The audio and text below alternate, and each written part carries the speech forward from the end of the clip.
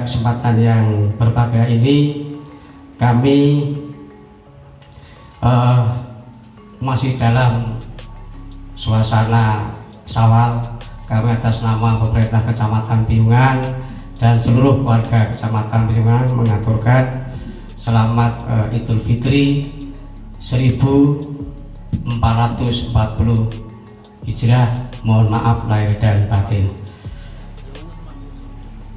Bapak Wakil Bupati dan seluruh hadirin yang berbahagia, bahwa perlu disampaikan untuk konsep Sarasian kali ini memang agak berbeda dengan tahun-tahun sebelumnya, yaitu bahwa dalam Sarasian malam hari ini lebih terfokus pada program kegiatan Boga Saras dan Merti Dusun yang pelaksanaan nantinya melibatkan peran serta seluruh masyarakat yang ada di Kabupaten Bantul dan khususnya di Kecamatan Piungan untuk meningkatkan kepedulian, persaudaraan dan silaturahim kepada saudara-saudara kita yang masih belum beruntung.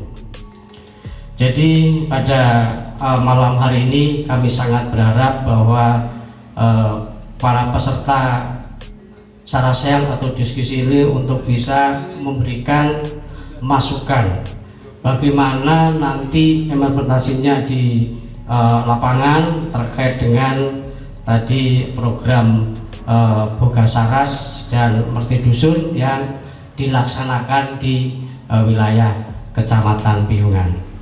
Bapak Ibu yang saya hormati, bahwa pada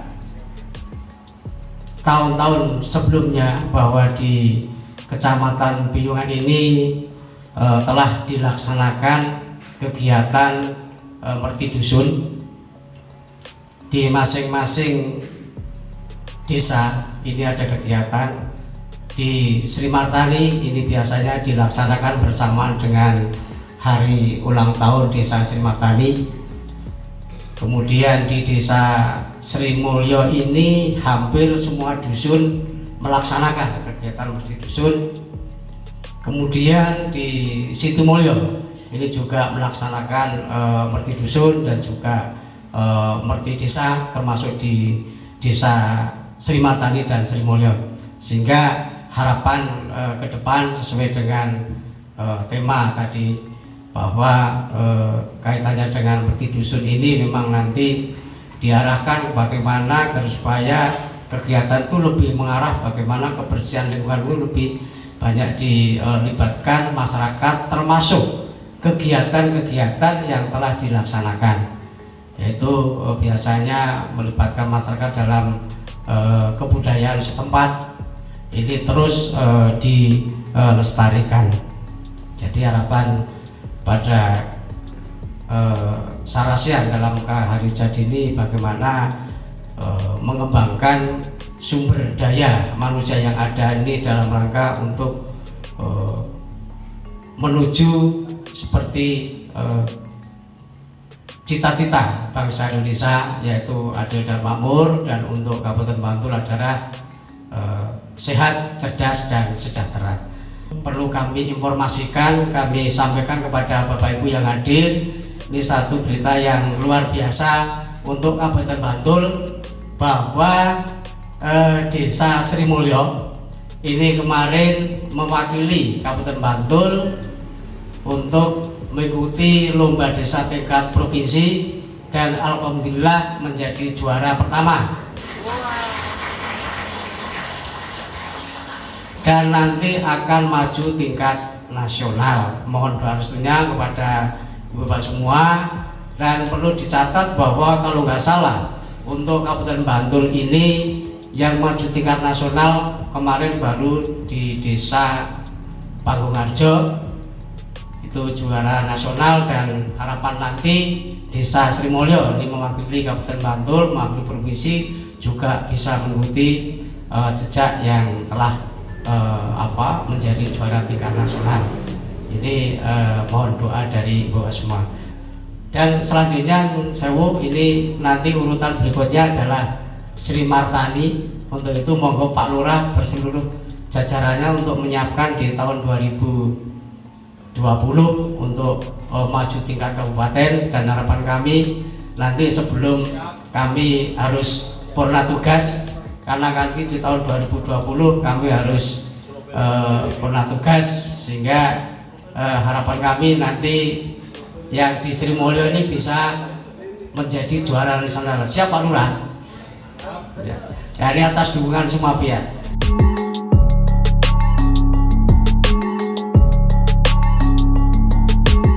Pertanyaan ini menjadi penting karena dua hal. Pertama, tuntutan publik, tuntutan masyarakat kita terhadap pemerintah, baik Kabupaten Bantul, pemerintah di tingkat kecamatan, desa, serta lembaga-lembaga kemasyarakatan ini demikian meningkat tuntutan itu. Lalu yang kedua, dan ini sering disampaikan oleh Presiden Jokowi, bahwa kompetisi global, kompetisi antar bangsa saat ini memasuki era yang paling berbahaya, karena kompetisi atau persaingan antar negara, antar bangsa ini sudah memasuki wilayah yang bisa saling merugikan, bahkan saling mematikan. Coba kita perhatikan persaingan dagang, persaingan bisnis dan ekonomi antara Amerika dan Cina yang dampaknya kita rasakan sampai di tanah air, bahkan sampai di Kabupaten Bantul. Ini menunjukkan bahwa perubahan yang kita lakukan di Kabupaten Bantul ini haruslah kita fokuskan kepada penguatan kita sebagai bangsa, sebagai daerah yang menjadi bagian dari Republik Indonesia, yang masyarakatnya harus terus-menerus bersatu padu, berikhtiar untuk meningkatkan kemandirian dan kesejahteraan serta daya saing, di mana daya saing ini menjadi kata kunci bagi eksistensi kita di masa yang akan datang. Hari ini bangsa-bangsa yang tidak memiliki daya saing akan semakin merana, akan semakin tersiksa kehidupannya. Bapak Ibu, perlu saya sampaikan, 30 tahun yang lalu kita sering melihat di TV, di TVRI, terjadi kekeringan, kelaparan yang meluas di negara Uganda, Chad, Kongo, Eritrea, Sudan. Beberapa waktu yang lalu saya menonton TV, keadaan serupa masih saja terjadi. Di beberapa negara di Afrika masih saja terjadi kelaparan. Padahal sudah 30 tahun itu berjalan. Artinya bahwa beberapa negara di dunia ini memang mengalami kegagalan, mengalami penurunan daya saing, dan dia akan ditinggalkan oleh negara-negara yang lebih maju, negara-negara yang lebih berkembang, dan dia akan semakin merana. Nah, oleh karena itu kita sebagai bagian dari bangsa yang besar, Negara Kesatuan Republik Indonesia ini haruslah fokus untuk terus bekerja dan bekerja untuk meningkatkan daya saing, kemandirian, dan kesejahteraan rakyat. Hari ini Kabupaten Bantul genap berusia 188 tahun. Ini kalau manusia sudah tuyuk-tuyuk betul. Nah, sudah terjadi pergantian generasi. Dan hari ini kita memasuki era namanya era milenial, di mana generasi muda hari ini itu sangat berbeda ya dengan kita yang tua-tua ini. Ya, adik-adik mungkin dari Karang Taruna ini, kalian ini adalah generasi milenial yang memiliki beban sejarah bagaimana membawa Indonesia ke depan itu bisa berdaya saing tinggi. Oleh karena itu, Karang Taruna, adik-adik generasi muda kita ini jangan sampai kalah dengan pemuda Singapura, pemuda Malaysia, pemuda Amerika. Nah, oleh karena itu menjadi tanggung jawab kita semuanya bahwa dunia pendidikan kita harus terus kita perbaiki untuk menjadi kawah condro di mukonya generasi kita, agar menjadi generasi yang berdaya saing tinggi, yang bisa membawa bangsa ini ke dalam kemajuan. Ibu bapak, sejalan dengan itu semuanya, kita telah menetapkan cita-cita kita sebagai keluarga besar Kabupaten Bantul. Cita-cita kita yaitu bagaimana seluruh anggota keluarga besar Kabupaten Bantul bisa hidup dalam keadaan sehat, cerdas, dan sejahtera berdasarkan nilai-nilai keagamaan, kemanusiaan, dan kebangsaan dalam wadah negara kesatuan Republik Indonesia. Cita-cita ini begitu mengawang-awang, cita-cita ini begitu jauh tinggi di atas langit sana, tetapi itu memang satu hal yang harus kita kejar, karena kita hidup di dunia ini ya, dan ini berdasarkan deklarasi PBB bahwa semua bangsa harus mengarahkan penduduknya, manusia itu dalam keadaan sehat, cerdas, sejahtera. Ya toh, kita hidup di dunia ini yang dicarikan ya sehat. Sehat saja tidak cukup, sehat tapi kalau tidak cerdas, tidak pintar ya dia tidak bisa mengolah sumber daya. Sehat cerdas tetapi tidak sejahtera, bahaya ini. Dia bisa menjadi orang yang berbuat tindakan kriminal. Wis wonge sehat, gagah gede dhuwur pothok kayak Pak Himawan begini, cerdas sisan tapi tidak sejahtera. Coba bayangkan apa yang terjadi. Ya dia akan menjadi istilahnya sekarang ini bromo corah begini ya, kalau dia tidak sejahtera. Nah, oleh karena itu sehat, cerdas, sejahtera ini satu hal yang harus kita perjuangkan terus-menerus. Nah, untuk memperjuangkan itu kita mesti menata kelembagaan kita, menata diri kita. Sebelum kita bicara tentang program kegiatan, pondasinya dulu kita kuatkan. Apa itu pondasinya? Pondasinya adalah reformasi birokrasi, baik tingkat kabupaten, kecamatan, maupun di tingkat desa. Reformasi birokrasi ini menjadi penting karena dia akan menjadi landas pacu bagi take off-nya cita-cita kita. Kita ini akan men-take off-kan cita-cita kita. Kalau tidak punya landas pacu yang kuat, yang baik, maka cita nanti akan limbung. Terbangnya itu limbung dan tidak mengarah. Apa itu reformasi birokrasi? Ada 3 sasaran yang telah ditetapkan oleh pemerintah. Pertama, mewujudkan birokrasi yang bersih dan akuntabel, baik tingkat pusat, provinsi, kabupaten, sampai tingkat desa. Bersih ya, bersih itu ya tidak korupsi, tidak melakukan penyelewengan, dan akuntabel. Apa itu akuntabel?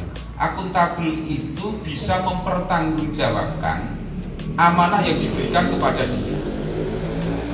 Sasaran kedua, terciptanya birokrasi yang efektif dan efisien. Efisien itu tidak boros, efektif itu berhasil guna, bahwa kegiatan yang dilakukan itu ada manfaatnya, itu efektif. Maka ada istilah ngefek. Kalau kita melakukan program kegiatan kok tidak berhasil, itu namanya tidak ngefek. Maka pemerintahan ini harus kita buat sebagai pemerintahan yang ngefek, yang efektif dan efisien. Sasaran ketiga, birokrasi yang memberikan pelayanan publik yang baik. Nah, ini landas pacu kita. Sebelum kita bicara tentang program kegiatan, sebelum kita bicara tentang inovasi, ya, ini harus kita wujudkan dulu. Nah, oleh karena itulah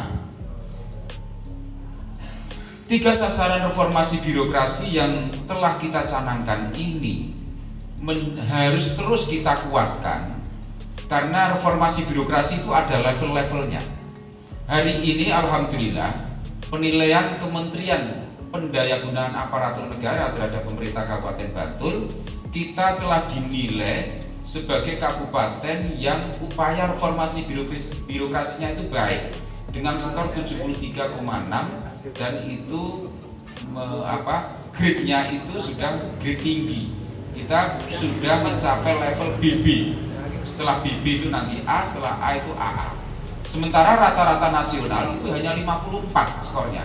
Rata-rata kabupaten kota di Indonesia skornya itu 54, Bantul itu sudah 73,6. Nah, upaya ini harus terus kita dorong agar kita semuanya ini mampu menjadi birokrat-birokrat, para pelayan masyarakat yang bersih dan akuntabel, yang bisa bekerja secara efektif dan efisien, yang mempunyai dada sing jembar, usus sing dawa untuk memberikan pelayanan publik yang terbaik. Mengapa demikian? Lagi-lagi ini tuntutan zaman dan ini kompetisi global. Ingat bahwa daya saing kita sempat terpuruk. Lalu Pak Jokowi melakukan konsolidasi dan berkali-kali bupati, wakil bupati itu ditimbali ke istana, dikoroi terus kita itu. Daya saing. Kalau daya saing ini tidak kita tingkatkan, hancur negeri kita. Itu diyakinkan berkali-kali oleh Pak Presiden Jokowi. Maka Indonesia itu kumpulan provinsi, provinsi itu kumpulan kabupaten, kabupaten kumpulan kecamatan, kecamatan kumpulan desa. Maka desa memiliki peran yang sangat penting untuk mewujudkan cita-cita ini. Apalagi desa itu di dalam undang-undang desa diberikan kewenangan yang luar biasa.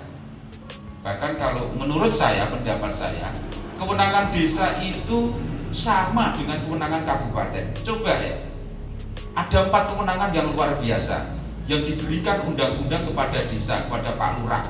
1. Penyelenggaraan pemerintahan desa. Kalau bupati, penyelenggaraan pemerintahan kabupaten, sama tuh. 2.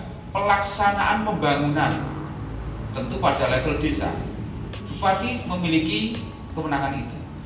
3. Pemberdayaan masyarakat. Desa memiliki kewenangan untuk memberdayakan masyarakat. Jadi APBDes itu boleh sah secara hukum digunakan untuk pemberdayaan kelompok-kelompok UKM. Lalu yang keempat, pembinaan kemasyarakatan desa. Malah yang pembinaan kemasyarakatan desa itu Pak Lurah ini sangat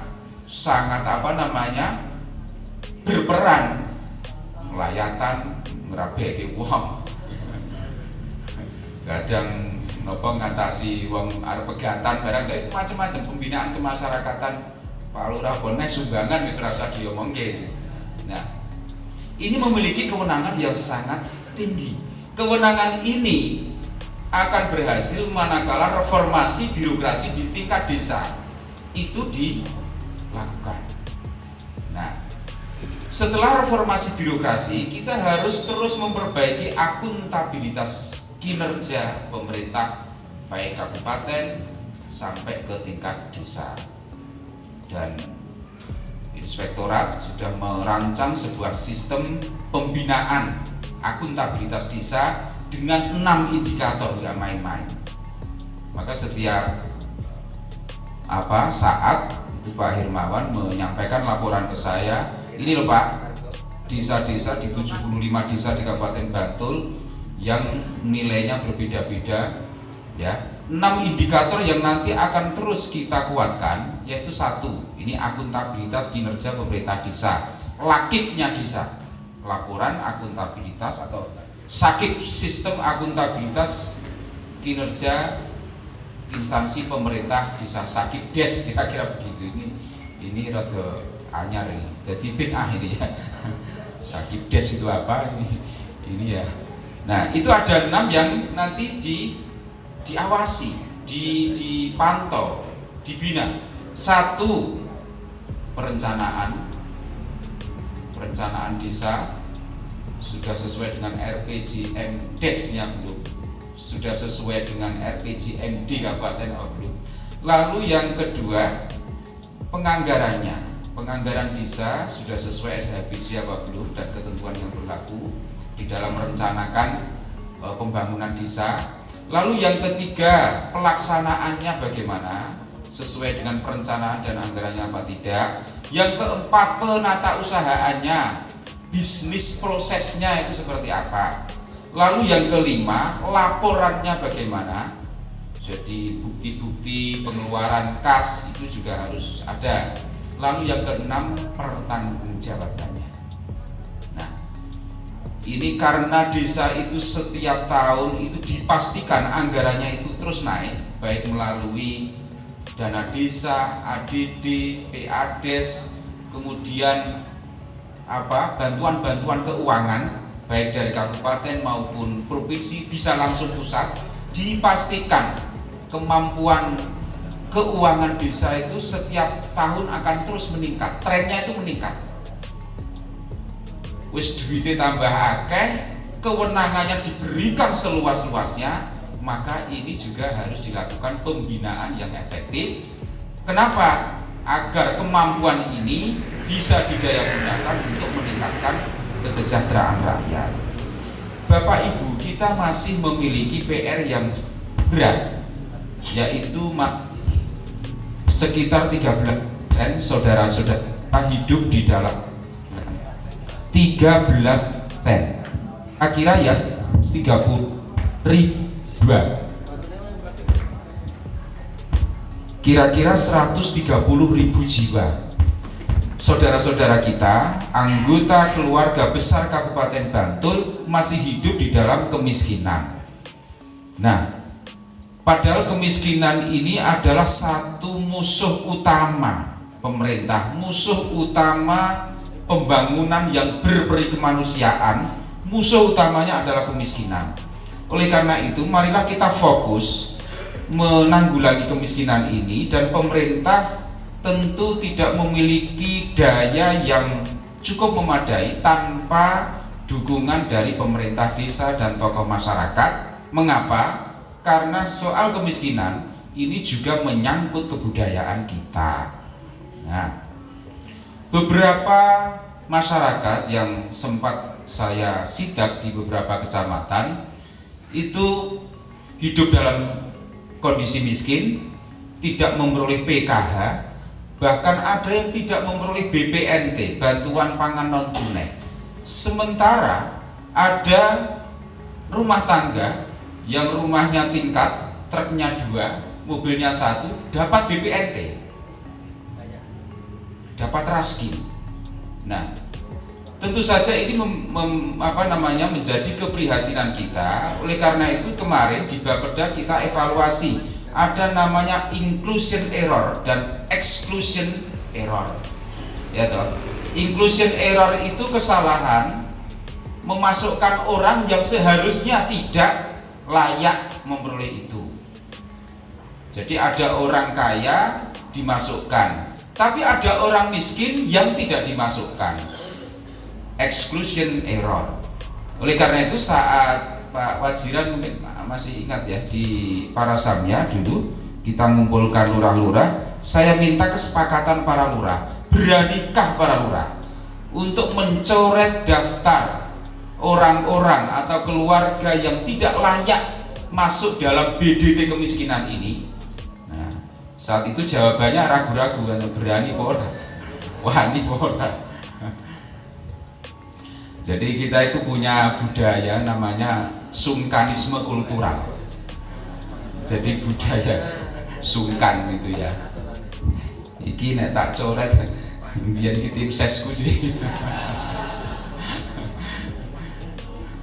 Nah, ini salah satu hambatan. Ini juga bagian dari reformasi birokrasi kita ini masih terhambat oleh budaya-budaya semacam ini. Mbuh konco, mbuh ikut tim ses merem coret kalau memang itu tidak layak memperoleh BPNT, tidak layak memperoleh PKH dan fasilitas jaminan sosial yang lain. Bapak Ibu, tahun ini kita meluncurkan satu program baru di dalam upaya penanggulangan kemiskinan, yaitu Boga Saras atau Boga Sehat. Apa itu Boga Sehat? Boga Sehat itu penyediaan makanan dalam jumlah kalori tertentu kepada fakir miskin yang terlantar memperoleh makanan yang memadai. Konsumsi makanannya itu kurang dari kalori yang dibutuhkan. Tahun ini kita menganggarkan sekitar 6 miliar, tapi baru untuk 900 orang miskin, utamanya janda-janda, duda-duda yang tua-tua. Tapi yang miskin, kalau duda kaya, janda kaya ya tidak. Ya. Janda cantik kaya ya enggak dikasih program ini ya. Ini untuk janda-janda tua, duda-duda tua yang tidak punya keluarga dekat, di mana terancam konsumsinya sehingga dia tidak bisa memperoleh asupan kalori yang mencukupi. Kita luncurkan program Buka Sehat ini, tetapi untuk sementara waktu kita masih memiliki PR untuk terus melengkapi karena baru 900 orang miskin. Itu saja anggaran itu sudah cukup besar, yaitu 6 miliar. Nah, harapan kita semuanya, warga miskin di daerah kita masing-masing, di desa kita masing-masing, di kampung kita masing-masing, ini marilah kita perhatikan secara kebudayaan. Marilah kita hidupkan kembali budaya nyawiji golong gilik lom tinulung di masyarakat, karena ini sangat memungkinkan untuk kita jadikan sebagai instrumen penanggulangan kemiskinan melalui kebudayaan. Maka ini perlu uji coba, misalnya di RT 3 Desa Kwasen misalnya, Sri Martani. Ya ini saya asal nyebut saja, nggak usah tersinggung. Saya asal nyebut saja. Ya. Umbul Sari lah, Umbul Sari. Sing rada dhuwur. Coba kalau kebudayaan kita berjalan ya, coba nanti kita rangsang kebudayaan. Bagaimana RT itu mempunyai sistem penanggulangan masalah sosial secara kebudayaan, dengan misalnya digilir rumah tangga ini hari ini ngopeni mbah ini untuk mengirim makanannya. Esoknya saya yakin itu pasti bisa. Saya yakin kan. Tinggal kita mau menggerakkan apa tidak. Karena ibu bapak, anggaran kita hanya 2,3 triliun. Masih banyak sekali yang kita perlukan untuk memperbaiki pendidikan kita, kesehatan kita. Kalau hal-hal yang bisa kita tangani secara kebudayaan itu lebih baik daripada menggunakan anggaran pemerintah. Ya, karena kekuatan kita adalah pada culture-nya ini, pada kebudayaan. Merti dusun, kita punya budaya merti dusun. Bagaimana merti dusun? Ini kita jadikan satu kegiatan yang bisa nyumrambai kabeh program kegiatan, misalnya tentang kebersihan, tentang kesehatan yang dikemas di dalam kegiatan merti dusun. Merti dusun menjadi satu kegiatan untuk mengevaluasi sejauh mana kampung-kampung kita ini bisa menerapkan sistem kehidupan yang bersih, kehidupan yang sehat. Bagaimana sampah itu bisa terkelola dengan baik, maka rumah tangga itu harus memiliki kantong atau bak-bak sampah atau tempat sampah. Lalu pengelola sampah di tingkat desa atau swasta mengambilnya sehingga bisa terjamin sampah-sampah itu tidak dibuang di sungai, di selokan, di saluran-saluran irigasi. Nah, itu merti dusun, itu marilah kita arahkan ke sana. Nah, oleh karena itu pada forum yang sangat penting dan terhormat ini, dalam rangka peringatan Hari Jadi Kabupaten Bantul yang ke-188, marilah kita coba melakukan inovasi-inovasi, terobosan-terobosan baru, karena inovasi ini saat ini menjadi kata kunci. Kabupaten, daerah, desa kok hanya begitu-begitu saja, tidak punya terobosan, tidak punya lompatan, tidak punya inovasi, maka dikhawatirkan kita akan tertinggal. Inovasi itu pikiran kita harus keluar dari kotak kenormalan, kewajaran kita. Jadi kita memang menjadi manusia yang tidak normal kalau kita melakukan lompatan inovasi itu. Karena itulah yang kita perlukan untuk mempercepat cita-cita kita masyarakat Bantul yang sehat, sejahtera.